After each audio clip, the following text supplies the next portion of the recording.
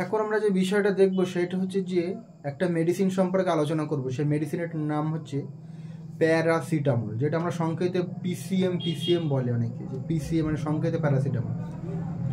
So প্যারাসিটামলটা কি? Paracetamol একটা গ্রুপের মেডিসিন। সেই মেডিসিনটার গ্রুপটার নাম হচ্ছে NSAIDs, মানে non steroidal anti inflammatory drugs. Shortcut হচ্ছে যে NSAIDs। সো এটা হচ্ছে ওই গ্রুপের নাম।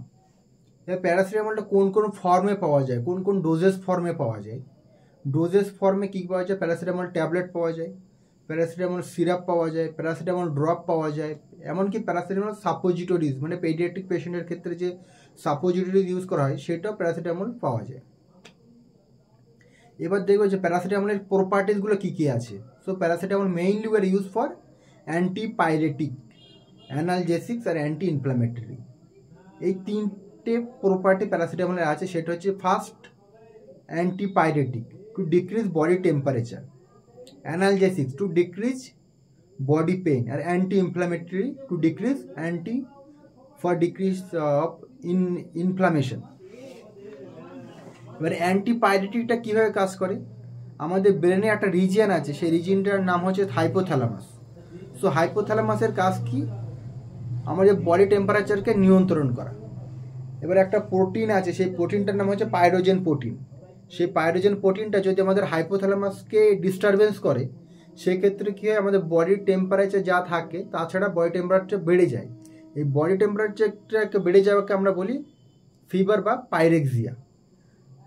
সো ওই যে পাইরোজেন যে প্রোটিনটা, সেই প্রোটিনটা মেরে ফেলার জন্য যে আমরা প্যারাসিটামল ইউজ করি, সেই জন্য প্যারাসিটামলকে বলা হয় antipyretic against of the pyrogen.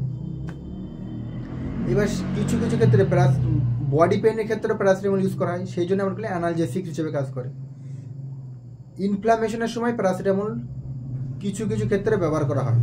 So paracetamol এই তিনটে প্রপার্টি থাকার জন্য ফার্স্ট প্যারাসিটামল প্রিফারেন্স হচ্ছে যে অ্যান্টিপাইরেটিক, তারপরে হচ্ছে যে অ্যানালজেসিক, তারপরে অ্যান্টি ইনফ্ল্যামেটরি অ্যাকশন। এবার দেখি যে প্যারাসিটামলের কন্ট্রা ইন্ডিকেশন, মানে কোন কোন ক্ষেত্রে প্যারাসিটামল ইউজ করা যায় না। সেক্ষেত্রে এবার দেখতে হবে যে পেশেন্টের যদি মেইনলি হচ্ছে পেশেন্টকে ইউজ করা যায়, বাট সেক্ষেত্রে প্যারাসিটামল ডোজটাকে মিনিমাইজ করতে হবে, মানে কমাতে হবে।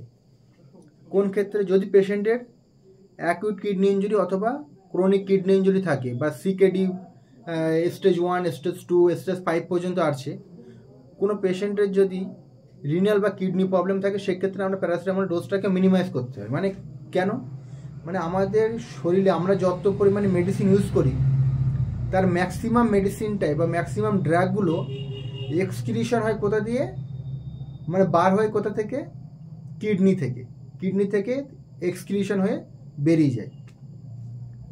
এবারে যদি পেশেন্টের একেআই বা সিকেডি পেশেন্টের কী হয়? কিডনিটা অলরেডি খারাপ হয়ে গেছে, সেক্ষেত্রে আমাদের পেশেন্টের ডোজটাকে মিনিমাইজ করতে হয়। এবারে নর্মাল প্যারাসিটামলের ডোজ কত? 15 mg পার কেজি। মানে কোনো পেশেন্টের যদি ওয়েট 1 কেজি হয়, তার জন্য আমরা কত ইউজ করব? 15 mg। সো যদি কোনো পেশেন্টের কিডনি খারাপ থাকে, সেক্ষেত্রে আমরা অবশ্যই পেশেন্টের ডোজটা মিনিমাইজ করতে হবে, মানে কমাতে হবে। এবার আমরা দেখি যদি পেশেন্টের ডোজটাকে বা প্যারাসিটামল ডোজটাকে না কমায়, সেক্ষেত্রে কী হবে? প্যারাসিটামল ডোজটাকে না কমালে কী হবে? যে এক্সেস যে প্যারাসিটামল ডোজটা, যেটা কিডনি এক্সক্রিশন করতে পারবে না, মানে কিডনি তো অলরেডি খারাপ হয়ে গেছে, যদি কিডনি ওই এক্সেস যে প্যারাসিটামল মলিকুলটি এক্সক্রিশন না করতে পারলে কী হবে? কিডনির ভিতর নেফ্রন আছে, সেই নেফ্রনে অ্যাকুমুলেশন হবে, মানে জমা হয়ে কিডনিটা আরও খারাপ হয়ে যাবে। সেক্ষেত্রে আমরা কী করি?